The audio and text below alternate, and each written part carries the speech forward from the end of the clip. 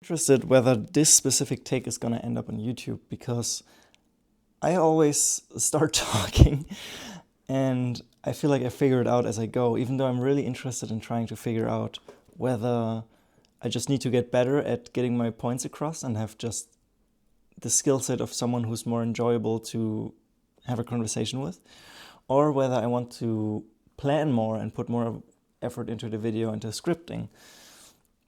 But here it goes. First of all, before I start, shout out to the guy who keeps commenting on my videos. That made me unreasonably happy. Also, kind of a bonkers commitment, since my videos really aren't worth to be watched yet, but apparently there are a few people. We're gonna look at that when I do another monthly review. But what I actually want to talk about today is some really interesting insights into purpose and happiness. And the sole reason I actually started questioning that in the first place, and I feel like why anyone would question it, is if you feel lost or unhappy. And we all know that this vague happiness thing that we all should have, or we all should strive to have, is something important, and it feels very much not tangible.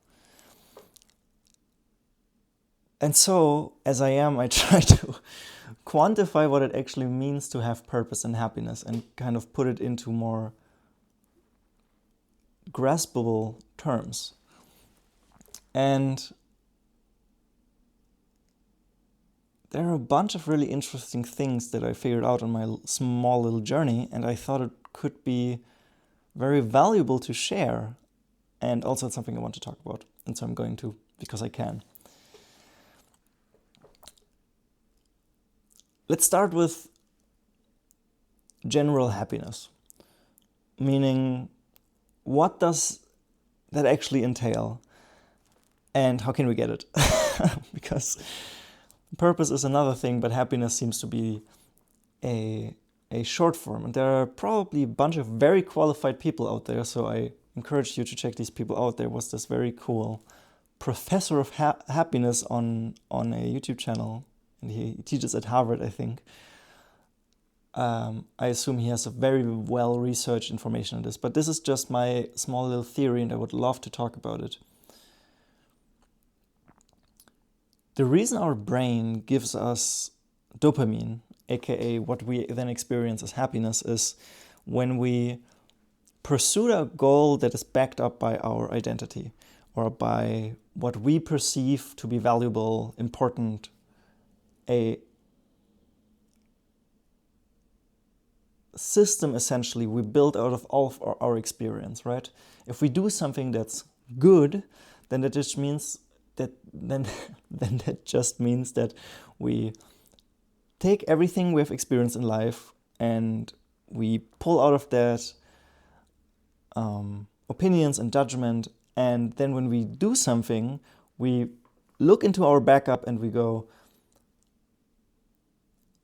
why should I do this? Oh, this and this and this and this reason. And then our brain tries to support us, right? It tries to support us in our goals, and our goals are defined by what we think is important. And so it gives us dopamine, right? If I clean up this room, for some reason I think that this is a good idea, which means maybe I like it to be tidy, or I know the consequences of it not being tidy, or what knows.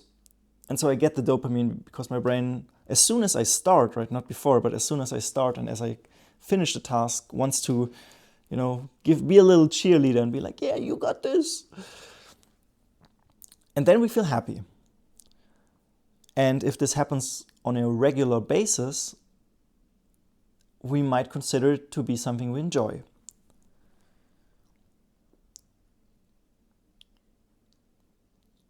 Purpose, I would define as the reason why we, how we explain ourselves, as in, why do you do this? Why do you enjoy this? Why is this and this your goal in life?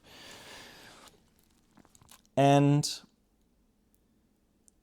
the big point that I discovered is that the amount of luck that is actually involved is so much greater than I would have anticipated, and I really want to talk about it. So let's pick a scenario. You are a kid and something happens, right? Our surroundings constantly influence us. Our parents, where we live, what we do, this person does this, and we see it and we just get interested into the topic. Maybe there's a pen, maybe someone else draws, and so we start drawing. And we don't have any judgment towards whether this is a good thing or a bad thing, or if I need to accomplish something. We just do for the sake of doing, out of interest, out of curiosity.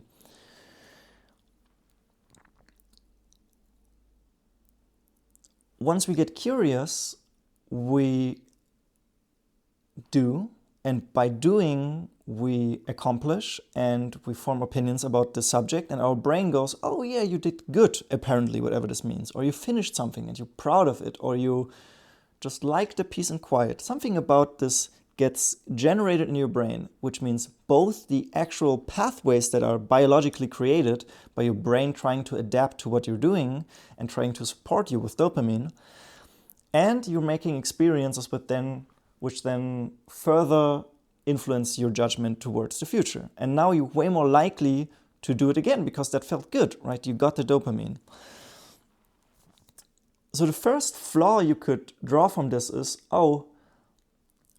you just start doing things, and then by accomplishing goals and keeping going, you will be happy. And it's very easy to disprove that by just looking at any parent that forced their kid to do anything ever, which means these kids clearly got good at playing the violin because their parents told them to, but they're not happy. In fact, I think I would argue a lot of people are very unhappy because they feel like they have to do something that they don't want to do. And so the two components are this feeling of freedom and general curiosity. If the kid got curious about playing the violin, this could be a very different situation. There are a bunch of really cool examples that prove my point. First, I think something I already talked about is people that get good at a young age, like Mozart and Tiger Woods, whose parents were both a compositor and actually I don't think that's the English word, who was a musician, and Tiger Woods' dad who played golf. And you would ruin these children by forcing them to do something they don't want to do, but by just surrounding them with these things, they have the ability to just get curious and start doing something.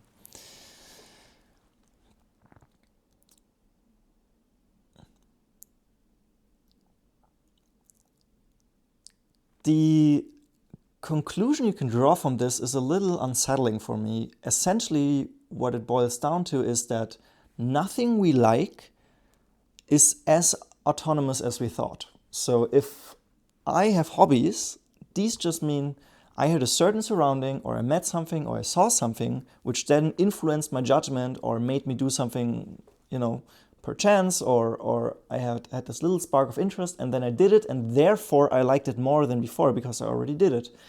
And everything now that I'm, thinking about doing or doing is also influenced again by all my experiences and all the other things I like. There's a way higher chance for me to start picking up other sports because I've done sports in the past and my brain has given me the dopamine. And so I'm like, this is probably a good idea because I might like that too.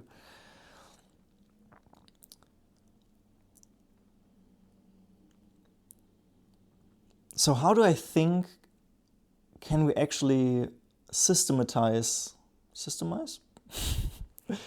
happiness and purpose from this knowledge, which is nothing we do is actually as autonomous. All of these are just chances, and all the things we experience influence what we like and what we give a chance and what we're interested in and what we are curious about.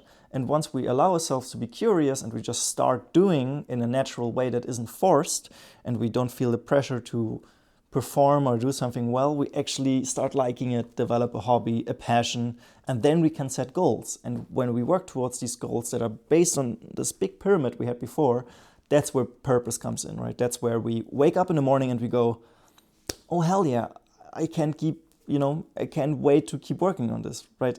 I bet that someone like, I don't know, Ed Sheeran, like had these things happen to them. Something happened in his life, and so he got introduced to music, and he got curious, and he tried it, and then he got a little better, and then he liked it, and then he got passionate, and it wasn't a hobby, and he just kept doing it because it feels so good to get the dopamine from yourself, right?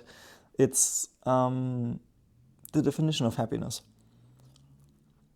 So there's a lot more luck involved in getting good. Of course, the part where he realizes what he actually has to do to become one of the best performers or songwriters, that's the hard part where he has to consciously decide. But when you're 20 and people go, what do you want to do in life? Then you just go into your drawer, in your little mind drawer, and you go like, oh, what do I like? What do I like? Oh, I like this a little bit. Could I do this as a job? Maybe, right?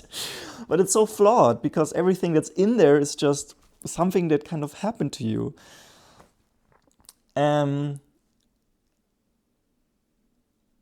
so here's what I'm going to do, because you would, fairly enough, you could say, well, you don't have any proof for that, and I don't want to do that. That seems annoying.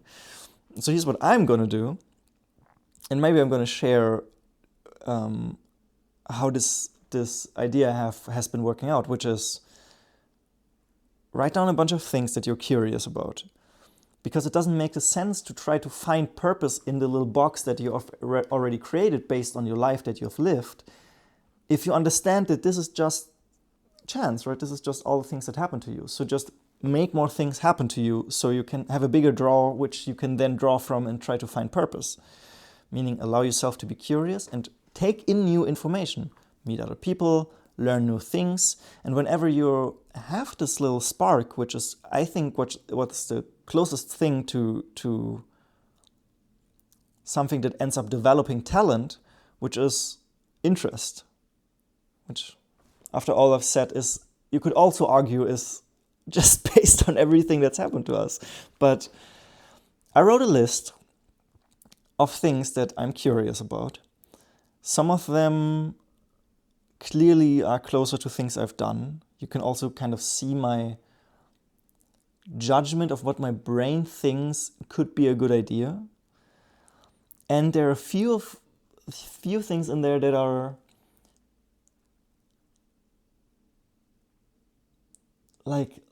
feel like vulnerable little secrets that I'm almost self-conscious to admit that I'm interested about them, which is so interesting. I think one of the things that I wrote on the list was dancing. Because of course, everyone has seen someone dance, everyone has felt something through this and thought it was cool, or maybe they would get recognition if somebody else saw it, and then we throw them away.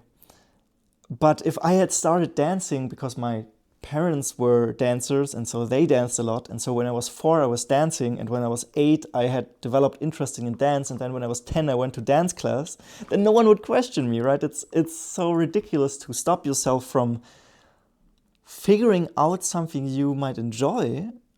That you get the point. And this also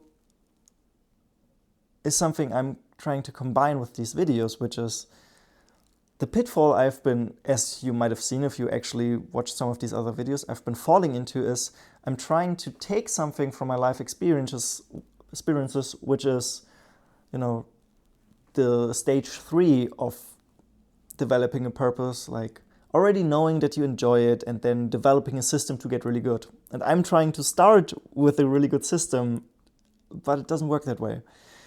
If you don't allow yourself to do something that you have no idea whether you like it or whether it's good or whether somebody else might enjoy it, you're never going to get there. And I'm going to go through the list, however long it's going to take, and I'm going to try these. I might make videos about them, maybe not. And the same goes for these videos. The goal is to ideally not have any prior